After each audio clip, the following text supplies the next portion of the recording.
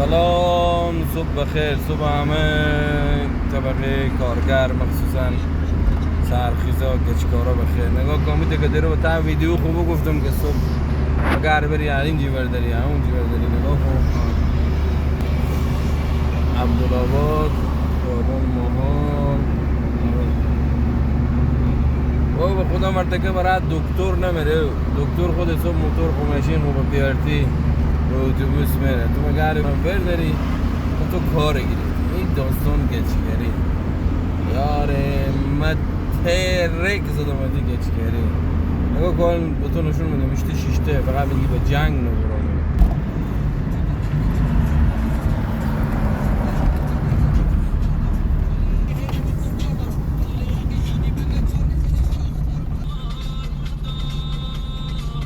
کشته می فقط به جنگ میبرم. نگاه کن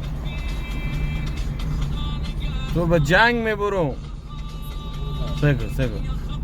سگو تو به جنگ میبرم.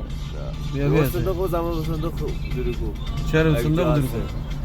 ها چینگی نجاره میشم بینجی یک خوب بیا یک بیشه صاحب کو آروم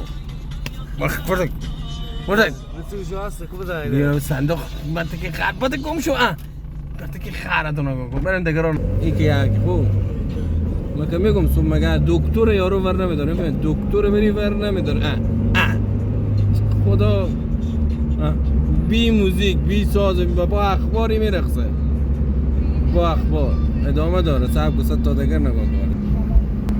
نگاه کن 100 تا دگر آلک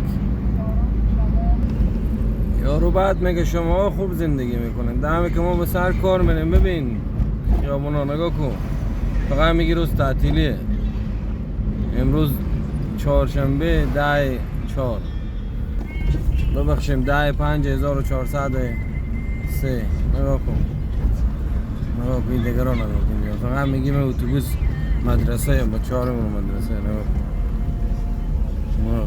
کن تشریف بیارین. بفرمایید آقا. نگاه کن یک دو او نگاه کن ساعت 6 میشه. نگاه کن اصلی کار هستی دکتر صاحب بفرمایید. دکتر خود خلده ساعت اونه 7 و 3 دقیقه 3 دقیقه اینا شیشته. نگاه کن صندلی یک جمع بشی بیا جلوی بابا. ساعت چنده؟ ساعت 6 میشه.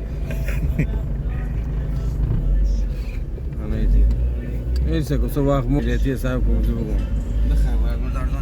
بچه خاله موز هم بخوره تیار باشه